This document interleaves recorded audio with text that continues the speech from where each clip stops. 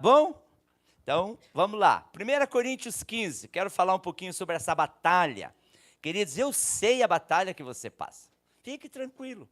E Deus, se eu sei que sou só um pastor que tenho 40 anos como pastor, sei de batalha, imagine Deus. Você acha que Deus não te conhece? Deus conhece teu rim, conhece teu fígado, conhece teu pulmão, conhece lá o fundinho do olho. A Bíblia diz que Ele conhece até os fios de cabelo que você tem. Claro que o meu está mais fácil de Deus contar. Do seu Walter também está mais fácil, né? Aí tem alguns aí que devem dar um trabalhão para Deus contar, que o cabelo está bem grande. Agora, se Deus conhece até o fio de cabelo que você tem, você acha que aquela situação financeira que você tem na semana, Deus não sabe? Aquela dor no joelho, Deus não sabe? Ah, Deus não se importa com a minha dor de cabeça? Se importa. Deus é tão bom, Ele é tão completo, Ele é tão pleno, que Ele se preocupa com cada detalhe da nossa vida, da nossa história.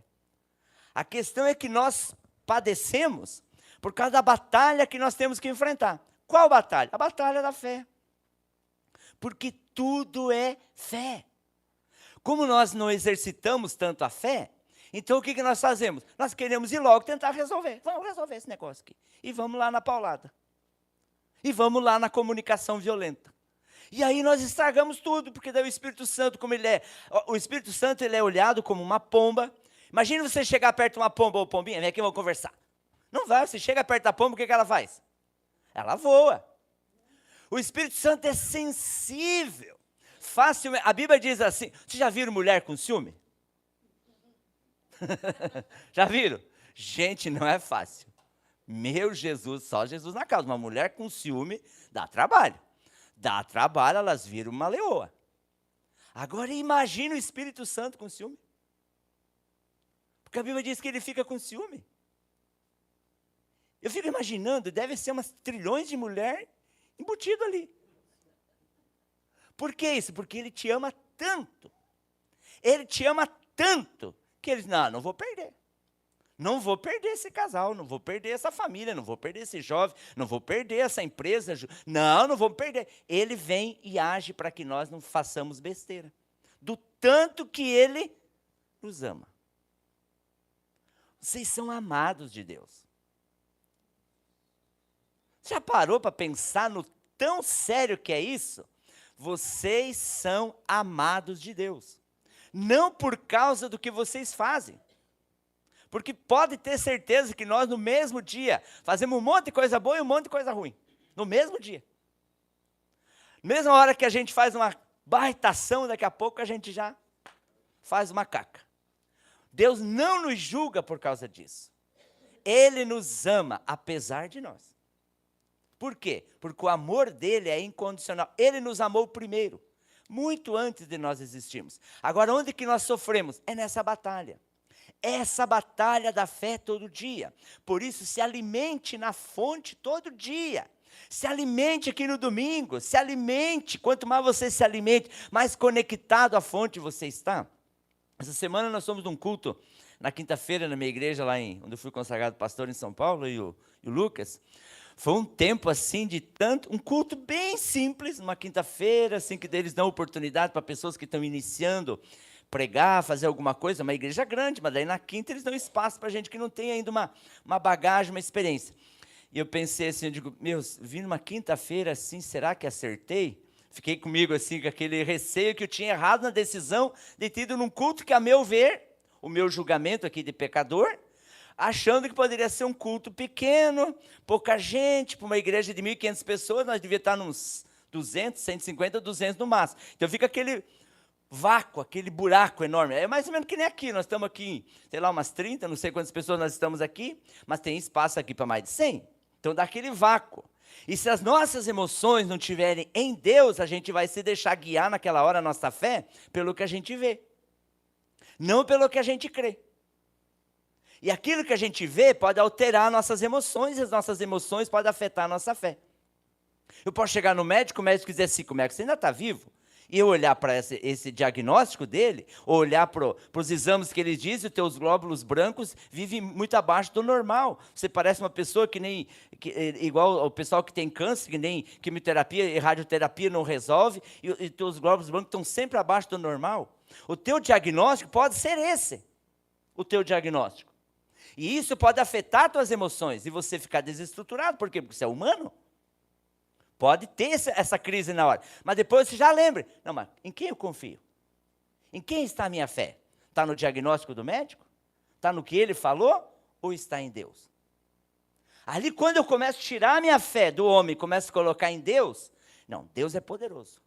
Deus pode fazer milagres. Se é propósito dele, ele vai agir nessa hora aqui. Se não for, estou preparado para partir. Mas enquanto eu não cumprir o propósito que ele tem, nós somos eternos aqui na terra. Amém? Fique firme na promessa. Ah, mas a promessa é tão assim distante da minha realidade. Aí que o milagre fica mais gostoso. Porque se a promessa estivesse muito próxima da realidade, que você só com um esforçozinho resolveria, aí a glória não seria dele. E nessa quinta nós tivemos lá nesse culto, foi algo tão sobrenatural, foi algo assim tão espetacular que aconteceu. Eu não sei dizer para vocês o que aconteceu, mas eu recebi um abraço. Lucas viu lá, né? Eu recebi um abraço do meu pastor tão diferente, com tanta lágrima, com tanto choro, que eu falei para minha esposa, aconteceu algo naquela hora ali. Aconteceu algo tão de Deus, tão sobrenatural, que virou uma chave dentro de mim. E aí eu vi assim, e se eu não tivesse ido? E se eu não tivesse ido lá me conectar? Então, parabéns para você que está aqui. Parabéns para você que está aí online, ouvindo, você que não pode estar aqui. Não deixe de se conectar na fonte, não deixe de ouvir a palavra. Priorize isso sempre. Isso é uma maneira da sua fé ser fortalecida e você vence a batalha da fé. Mas vamos lá, 1 Coríntios 15, 57 e 58. Quero começar com esse texto.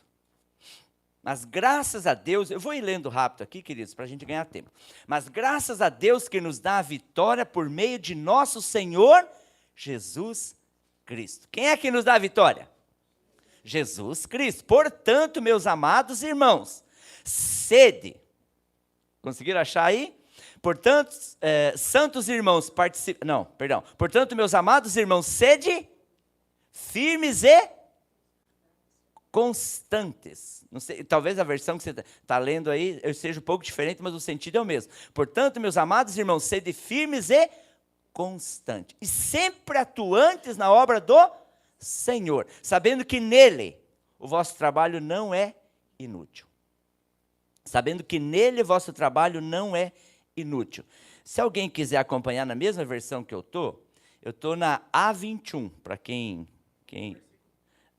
a versão chama-se atualizada do ano 21.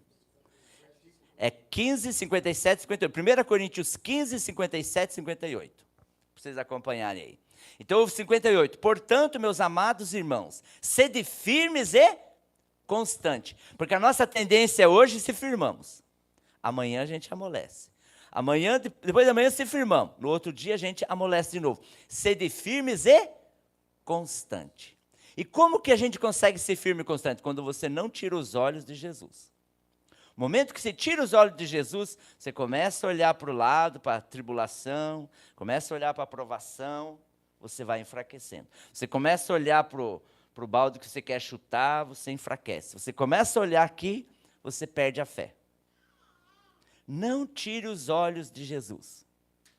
Ele é o autor e consumador da sua fé. Queridos, todos nós vamos passar por prova. Todos nós, Jesus falou isso lá em João, ele disse assim, no mundo vocês vão ter aflição. Olha que promessa. Ah, mas Jesus não podia dar uma promessa diferente, que no mundo eu vou prosperar todo dia, que no mundo eu não vou ter doença, que eu não vou ter gripe, que eu não vou ter dor de barriga, que quando ficar grávida eu não vou ter cólica. Minha nora está sofrendo com as cólicas agora. Ó, você é avô, que benção aí, né? Agora, imagine só, queridos, se nós pudermos passar, estão profetizando que vai ser 2 para mais, Fran. Vai se preparando aí. Então, e o Gerson se preparando com as fraldas.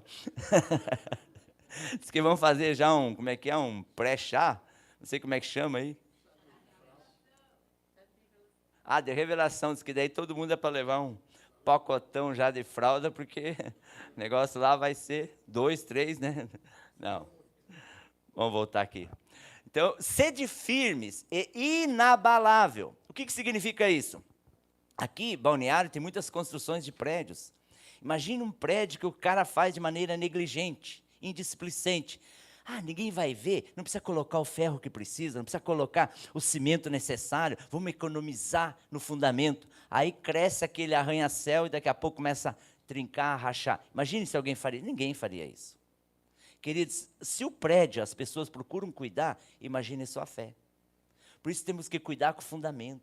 Que tipo de fundamento colocamos para a nossa fé? Quando você senta para ouvir, quando você é pastoreado, você é discipulado, os fundamentos vão sendo colocados. Agora, se você planta ali, daqui a pouco, imagine uma planta também. Se você planta ela ali, daqui a pouco, não gostei, arranca e planta para lá. Ah, não gostei, planta, arranca para cá. Não gostei. O que vai acontecer com essa planta? Daqui a pouco ela vai secar. Assim é a nossa fé. Nós temos que ficar firme no caminho do Senhor, firme na palavra. Quanto mais você fortalece com aquilo que é o básico da sua fé, mais você vai crescer e mais você vai desenvolver. Outro texto lá, Hebreus. Deixa eu achar alguns textos aqui para ajudar vocês a entender. Preste bem atenção, você vai sair daqui hoje muito fortalecido na fé. Você crê nisso? Muito fortalecido na fé. Hebreus 3:1. Portanto, santos irmãos, participantes do chamado celestial, fixem os seus pensamentos em Jesus, que é o apóstolo e sumo sacerdote que confessamos. Quem é o nosso apóstolo que vai na frente, que nós olhamos? Jesus. É nessa hora, a hora que a situação fica desesperadora. Não, eu entreguei minha vida para Cristo. Ele é o sumo sacerdote. Ele que eu estou confessando como meu Senhor, meu Salvador. Quando eu declaro isso, Ele vai na frente. Ele vai na frente para vencer suas batalhas. Ele vai na frente para poder dar a resposta naquele negócio que você vai fazer. Ele vai na frente para resolver aquela questão na justiça. Ele vai na frente para resolver um conflito familiar. Ele vai na frente para mudar um diagnóstico de médico. Ele vai na frente. Quando você fixa, como diz o versículo ali, ó, portanto, santos irmãos participantes do chamado celestial, fixem os seus olhos e os seus pensamentos em Jesus. Eu quero dar um exemplo que eu li num livro um tempo atrás, que eu achei muito interessante. Isso aconteceu mesmo num hospital lá nos Estados Unidos. 2 pessoas internadas no mesmo quarto. Um estava próximo assim de uma janela, a cama dele, e o outro estava na outra extremidade do quarto. Então ele não tinha visão nenhuma lá de fora, porque a posição que ele estava, ele não via nada. E aí aquele que estava lá com a cama próxima à janela, ele ficava respondendo as perguntas do outro. O outro perguntava, e aí, como é que está hoje? Ah, um sol lindo. Aí depois ele, e aí hoje? Ah, tinha umas crianças, tem um parquinho ali perto, tinha umas crianças brincando, coisa mais linda. Todo dia ele dava um relatório do visual que ele estava vendo lá e falava para o camarada. Aí passou um tempo, ele ganhou alta, saiu do hospital. E o outro, quanto mais ouvia essas notícias, mais ele se animava e o tratamento dele também, que dizia que era desenganado, foi se recuperando. Porque o outro estava dando a notícia do que ele enxergava para ele, mas ele não estava enxergando. Aí o cara recebeu alta, esse que estava na janela, ele falou para o enfermeiro, não dá para você me mudar, me colocar no lugar dele na janela? Ele, claro, porque ele faltava poucos dias para sair. Aí trouxeram ele, colocaram lá, quando ele olhou, era só uma parede. Não tinha parquinho, não tinha árvore, não tinha sol, não tinha nada. Daí ele ficou. Aí, o outro o tempo inteiro pintando para ele um quadro de uma imagem boa, de um deslumbre, sem que ainda existisse. Isso produziu nele uma autoestima, produziu nele uma recuperação para ele sair dali também rapidamente. Então, como nós olhamos, se dentro de um hospital, a ciência prova de que se você começa a fixar os teus olhos em algo que você cria aqui dentro, imaginário, um jardim, crianças brincando, uma atividade legal, se você aqui consegue ter uma recuperação de saúde, imagine nós olhando para Cristo, fixar os olhos nele. Essa é a ideia, mesmo que você não esteja vendo. Comece a crer nas promessas. E conforme você vai crendo nas promessas e você vai falando as promessas, é isso que é o sacrifício de louvor. Porque você chegar a agradecer a Deus depois que você tem a comida, é fácil. Você está sendo grato pela comida que você tem. Mas você agradecer pela comida antes dela chegar, é diferente. Você agradecer pelo dinheiro antes dele chegar, parece loucura. Parece idiotice para o mundo aí fora, é uma ignorância. Como é que o cara está agradecendo que ele já vai estar ganhando X, que ele já pagou suas contas, que ele já chegou lá, se ele nem chegou perto disso, se nem trabalho ele tem, se nem o dinheiro ele tem, como é que ele está agradecendo por algo? Parece hipocrisia, mas isso é fé. Isso é fé. Quando você começa a agradecer pela cura sem que antes exista cura, isso é fé. Quando isso, nós praticamos isso, nós vencemos a batalha da fé. Outro texto. Hebreus 4,14. Ali estava em Hebreus 3, agora o próximo capítulo. Capítulo 4, versículo 14. Portanto, visto que temos um grande sumo sacerdote que adentrou os céus. Quem é o sumo sacerdote que adentrou os céus? Jesus, o Filho de Deus. Aí depois ele diz assim, apeguemo-nos com toda a firmeza à fé que professamos. Qual é a fé que nós professamos? Que nós cremos em Deus Pai, que Ele é o Todo-Poderoso, Criador do Universo. Conforme você vai falando isso, você vai sendo empoderado. A sua fé vai avolumando, a sua fé vai crescendo dentro de você, porque a fé está aí dentro. Conforme você vai falando, a sua fé vai crescendo, a sua fé vai ficando gigante. Mas se você fala o que você vê, a sua fé vai encolhendo. Se você olha assim e fala, não adianta. Não adianta mesmo. Não, você não tem mais jeito. Não, para mim não tem mais jeito. Quando você fala o que você vê, a sua fé enfraquece. Mas se você fala o que você crê, a sua fé se fortalece. Amém? Queridos, é tão simples assim. Isso é tão simples que nem beber água. Mas já percebeu que tem gente que se afoga bebendo água? Se engasga? Então não se engasgue com isso. Porque você vai sair daqui porta fora, esses desafios vão estar na tua frente. Faz parte. E aí nessas horas, não, mas eu confio em Deus. Deus é poderoso. As circunstâncias são terríveis. O que eu estou enxergando está complicado. Mas eu creio em Deus. Deus é poderoso para fazer infinitamente mais do que tudo que eu peço, tudo que eu penso. Eu creio no Deus que criou o universo. Quando você vai afirmar em quem você crê, onde está a tua fé, isso vai te empoderando. Isso vai te tornando gigante. Talvez você levantou ou levante algum dia totalmente desanimado, totalmente para baixo. Aí não declare assim, hoje eu estou horrível, hoje eu estou mal. Não declare isso. Diga, não, eu sou filho de Deus, eu posso estar hoje com gripe, posso estar com uma virose, mas eu não sou uma virose. Eu não sou esse vírus. Eu não sou essa dor de barriga. Eu não sou esse câncer que o médico falou. Eu não sou essa doença. Eu sou filho de Deus. Eu sou nascido de novo. Sou mais do que vencedor. Conforme você vai declarando o que a Bíblia diz, o que você crê, isso cria saúde, cria energia, cria ânimo, isso cria fortalecimento da sua fé. Essa é a batalha da fé. Então a batalha da fé não é simplesmente ficar lá fazendo berrações e gritando. Não é, a batalha da fé não é você ficar pagando para ver se Deus faz algo. A batalha da fé é você crer no que está escrito e declarar até que aquilo se torne verdade para você. Não verdade para os outros, verdade para você. Até que você não seja um papagaio falando a Bíblia. Porque às vezes nós ficamos falando aquilo só porque é um versículo. Não, aquilo tem que entrar em nós. Quando ela entra em nós, ela produz a mudança. Amém? Então, continuando. Então, apeguemo-nos com toda a firmeza à fé que professamos. Versículo 15.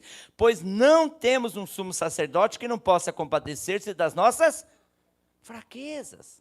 Olha que promessa.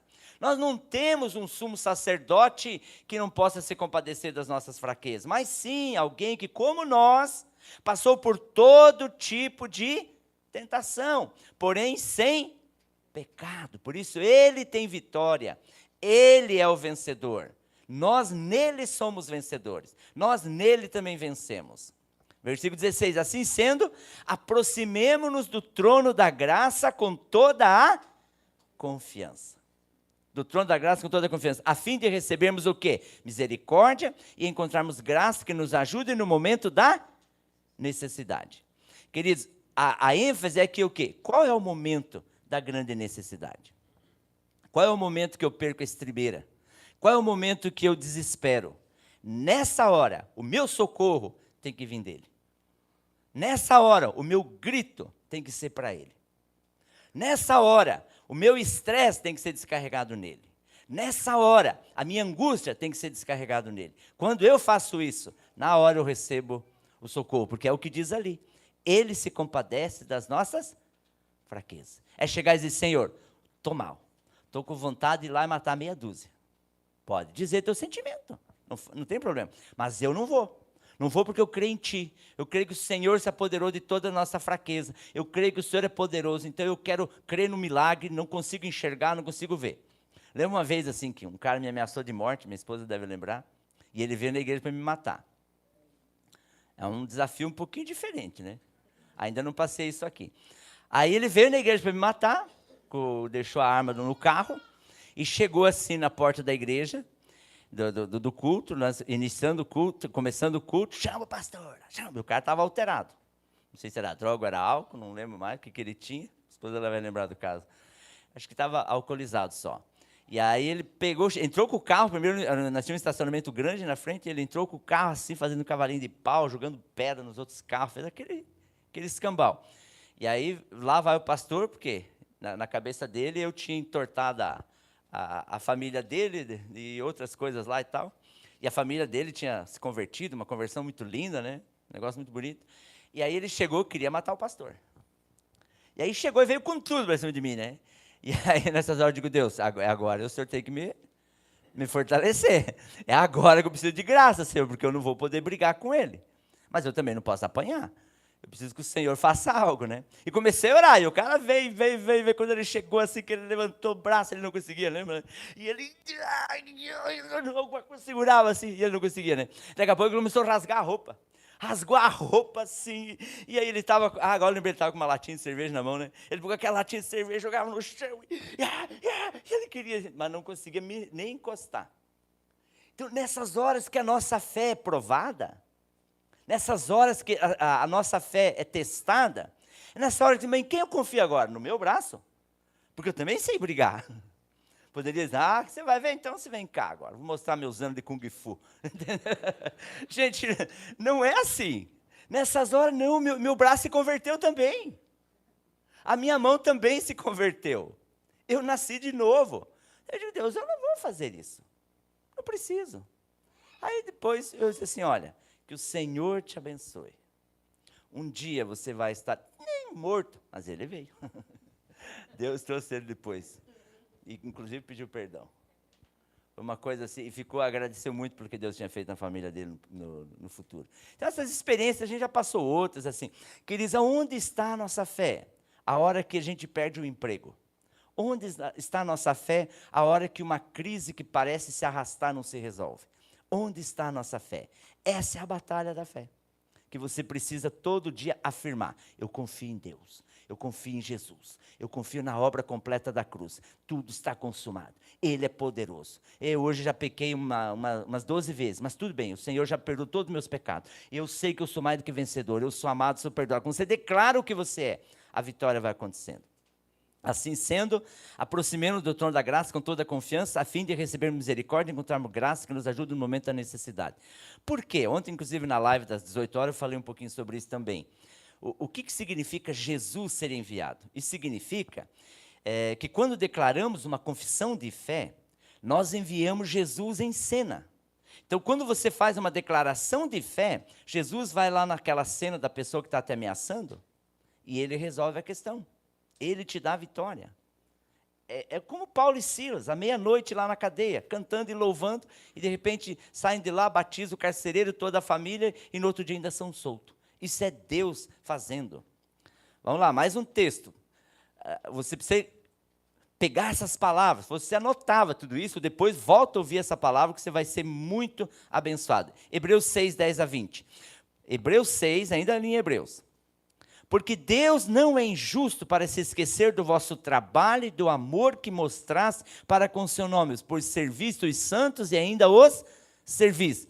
E desejamos que cada um de vós mostre o mesmo esforço dedicado até o fim, para a completa certeza da esperança, para que não vos torneis indiferentes, mas sejais imitadores dos que herdam as promessas por meio da fé e paciência. Quando Deus fez a promessa a Abraão, jurou por si mesmo, visto não ter outro maior com quem jurar. E disse, por certo te abençoarei e te multiplicarei grandemente. Assim Abraão, tendo esperado com paciência, alcançou a promessa.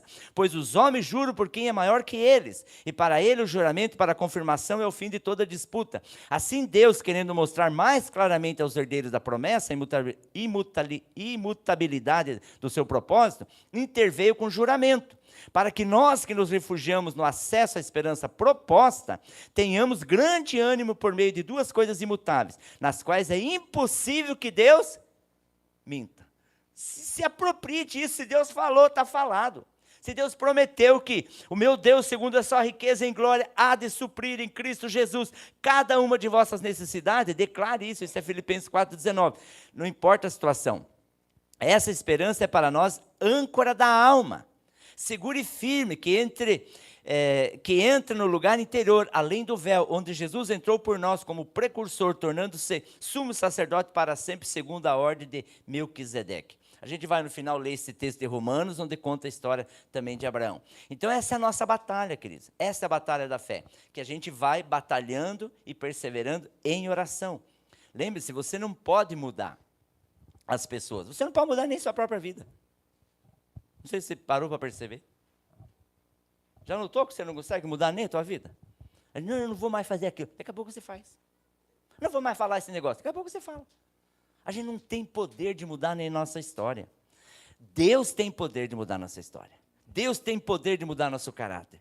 Deus tem poder de mudar. Por isso a gente tem que dizer, Deus, eu confio em Ti. Muda a minha vida, muda a minha história. Ele consegue fazer isso. Tudo é fruto da graça. 2 Coríntios 5,16, eu gosto demais desse texto. 2 Coríntios 5,16, milagre não acontece enquanto focamos os nossos olhos no natural. 2 Coríntios 5,16 diz assim, portanto, não avaliamos ou não olhamos mais ninguém do ponto de vista humano. Só quero pregar essa parte. É não olhar mais para as pessoas pela ótica da carne, pela ótica da vista, da vista. Nós temos que olhar para as pessoas pela ótica da visão. A visão de onde eu vejo essa pessoa daqui 1 ano, 2 anos, 3 anos. É você olhar para aquele filho, por mais que ele seja... Por exemplo, eu lembro... eu posso dar esse exemplo porque ele já está curado, né? O Jefferson, na infância, ele deu muito trabalho. Ele deu muito trabalho. Ele deu muito trabalho, mas hoje posso falar porque ele está curado. É uma benção, meu filho. Meus filhos são uma benção. Minha nora é uma benção. Eles são uma benção, são um presente de Deus na nossa vida. Mas eles lá no comecinho, no comecinho, apanhava bastante. Era rebelde, teimoso, bem difícil de lidar. Tivemos que muitas vezes chorar diante de Deus. Senhor, o que está acontecendo? Nós somos teus filhos, somos teus servos, por que ele não obedece, por que ele faz? E as professoras reclamavam, mandavam um bilhetinho e não sei o quê, que mexia, aprontava. Tinha um monte de situações na escola. Eu digo, meu Deus, o que nós vamos fazer? E nós orando. Por quê? Porque nós enxergávamos ele lá na frente. E uma hiperatividade, uma ansiedade, uma agitação, uma agonia, que até para dormir quase tinha que dar um soco nele para ver se ele parava e dormia. A dificuldade que era. Eu falava assim, sabe de uma coisa, vamos começar a profetizar. Vai ser um baita músico, vai amar tocar bateria, vai tocar contrabaixo, guitarra, teclado, Deus vai abençoar ele. E começamos a profetizar. Eu falava, filho, você vai ser um baita músico. Eu tenho nojo. Ele falava que tinha nojo de bateria, de instrumento. Já pensou, gente? Isso é para você acreditar que vale a pena profetizar. Aí um dia, do nada, assim, ele tinha 11 para 12 anos, acho que era isso, né? Ele olhou assim, eu vou aprender a tocar bateria. Eu fiquei assim, eu queria chorar, não vou chorar aqui na frente para não dar o braço torcer. Vou chorar lá no meu escritório. Aí, de repente, ele pega umas tampas de panela da minha esposa, velha que tinha lá, mais umas caixas, e montou uma bateria no quarto. Eu comecei a ver assim, Deus deu ritmo para ele, deu ritmo. E eu digo, olha aí a resposta. E daqui a pouco, deu o quê? 15 dias, fui lá e comprei uma bateria que vi no jornal, usada de alguém, que depois ganhamos aquela família para Jesus, lembra? Foi muito legal. E aí, eu comprei uma bateria e ganhei uma família para Jesus. Como Deus é bom. Aí, ele foi o primeiro instrumento que ele aprendeu a tocar, foi bateria. Depois, hoje, ele toca todos os instrumentos. Mas isso é o quê? Isso é resultado de crer que quando você começa a profetizar, você muda o destino das pessoas. Então não profetize, não, você vai se acabar, você não vai ter jeito, você vai ser que nem teu pai, você vai ser um vagabundo, você vai ser um isso, você vai morrer não sei do quê. Não! Essa é a batalha da fé. Você vai ser uma bênção, você vai ser um pregador, você é um profeta, você vai ser uma mulher de Deus, você vai ser próximo, você vai casar bem, você vai... Comece a profetizar. Profetizar é trazer à existência o que ainda não existe. Ai, pastor, o que é profetizar? Profetizar é trazer à existência aquilo que ainda não existe. Porque se já existir, você não precisa profetizar. Ah, então agora entendi. Então eu vou profetizar meu faturamento. Profetize. Profetize teu faturamento. Ah, mas eu estou tão longe. Mas profetize. Deixe para Deus ficar com a responsabilidade de tornar isso resposta. Ah, mas o meu diagnóstico, cada vez que eu vou, eu já estou bravo dos exames. Falei para minha esposa. Mas não profetize o resultado do exame. Profetize o que você crê. Que nós vamos morrer de velho. Que eu não vou morrer de doente. É isso que eu tenho falado. É ou não é? E é uma festa. E se divertimos. Gente, profetize o que você crê. Não o que você vê. Ah, mas o que eu estou vendo... Ah, então eu vou ter que ser cego para a realidade? Não, a realidade tem que estimular a sua oração. Ah, mas a minha realidade é um caos. Legal, você está com os olhos bons. Está enxergando. Que legal. Agora pega essa realidade e transforma ela em matéria-prima para orar. Não em matéria-prima para reclamar. Não em matéria-prima para xingar um ao outro, a Deus, a tudo. Não! Pegue isso como matéria-prima para botar debaixo do joelho. Coloque lá, viva que nem Tiago. A Bíblia diz, a história diz que o apóstolo Tiago tinha joelho de camelo, de tanto que orava. Fica com o teu joelho machucado, de tanto que você ora. Quantas vezes você se ajoelha e clama ao Senhor? Isso é a batalha da fé. Vocês estão entendendo? Vocês fizeram um silêncio tão tenebroso que... Espero que... Eu digo, meu Deus, será que falei algo que chocou? Então, o último texto para nós terminar aqui, querido. Romanos, que tem a ver com a história de Abraão aí. Tem tanta coisa para falar sobre isso, ficaria dias aqui, mas... Tenho me contido para falar pouquinho aqui. Romanos 4. Quero muito que você acompanhe esse texto. Romanos 4. 17 a 24.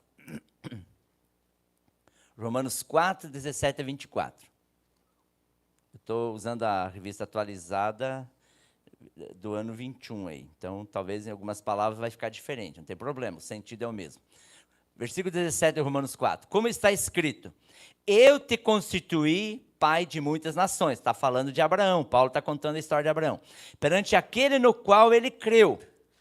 Quem? Abraão creu. A saber, no Deus que dá vida aos mortos e chama à existência as coisas que não existem, como se elas já existissem. Eu gosto demais desse versículo.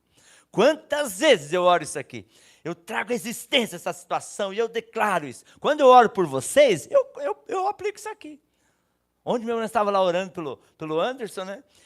Pelas finanças dele, para ele vender, para Deus explodir de venda lá. Eu digo, Deus, eu comecei a trazer à existência isso aqui. Porque eu sei que Ele quer isso. Ele quer ver o resultado. E eu também quero como pastor que oro por ele. Eu oro por todos vocês, todos os dias. Porque eu creio no poder de Deus que move através da oração. Essa é a nossa batalha da fé. Mas eu não oro pelo que eu vejo em vocês, eu oro pelo que eu creio que Deus vai fazer na vida de vocês. Eu já vejo algumas coisas em vocês que vocês nem sabem o que vai acontecer, mas eu já vejo, em oração. Eu estou falando todo dia. Glória a Deus. Versículo 18, Abraão, ao contrário do que se podia esperar, por quê? Porque Sara, velhinha, ele velhinho, ela era estéril, não tinha os azulzinhos naquela época. Imagina a situação. E Deus tinha prometido um filho. Então, Abraão, ao contrário do que se podia esperar, creu com esperança para que se tornasse pai de muitas nações, conforme que lhe havia sido dito, assim será a tua descendência, porque tinha sido prometido filho para ele. Versículo 19. E sem enfraquecer na fé? Diga comigo assim, sem enfraquecer na fé? Considerou que o seu corpo já não tinha vitalidade, pois ele já contava com 100 anos, e o ventre de Sara não tinha vida. Contudo, diante da promessa de Deus, não vacilou em incredulidade. Pelo contrário, foi fortalecido na fé, dando glória a Deus. Como é que ele foi fortalecido? Dando glória a Deus. Mas eu vou dar glória a Deus por uma tragédia dessa? Você não vai dar glória pela tragédia, você vai passar pela tragédia dando glória a Deus. É diferente. Sei em quem tenho confiado. Meu Deus é poderoso. Isso aqui não deu certo, mas Deus é poderoso. Alguma coisa Ele vai fazer. Ele deve ter um propósito. Eu creio nele. Minha fé está colocada nele. Minha esperança está colocada nele. E aí ele diz ali o versículo. Olha o versículo 20 agora.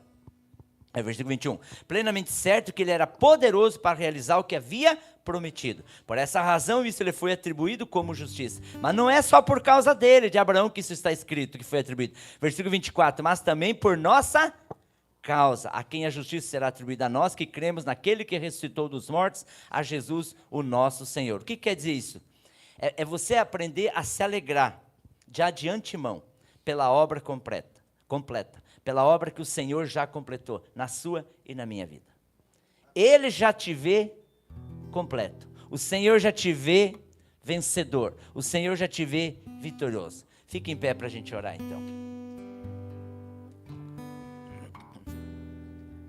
Queridos, isso me empolga demais, essas palavras. Porque eu vivo isso todos os dias. Eu tenho desafios. Se você pensa assim, nós temos desafio, o pastor não deve ter nenhum. Queridos, eu tenho muitos desafios. Por tantas outras coisas que a gente faz também. Não é só aqui, a gente está envolvido em tanta coisa, pela graça de Deus. Mas é tão bom poder confiar em Deus. Tão bom poder confiar em Deus. Que benção. Que benção que você está aqui para receber essa palavra. Coloque a mão no coração e ore comigo. Diga, Senhor, eu quero depositar a minha confiança e a minha fé plenamente, totalmente em Ti. Eu sei que o Senhor tem poder de trazer à existência o que não existe como se existisse. Por isso hoje eu entrego diante do Senhor, diante do altar, diante da Tua presença, do poder do Espírito Santo, eu entrego todas as situações que têm me incomodado, que têm me perturbado. Em nome de Jesus, eu creio que o Senhor pode converter todas elas em grandes bênçãos na minha vida e na vida de outras pessoas. E essa batalha da fé, para mim, é o verdadeiro avivamento. Ajuda-me, Senhor, a ter um reabibliamento na minha vida todos os dias, para que a batalha da fé, a partir de hoje, seja algo tão prazeroso na Tua presença, em nome de Jesus. Amém.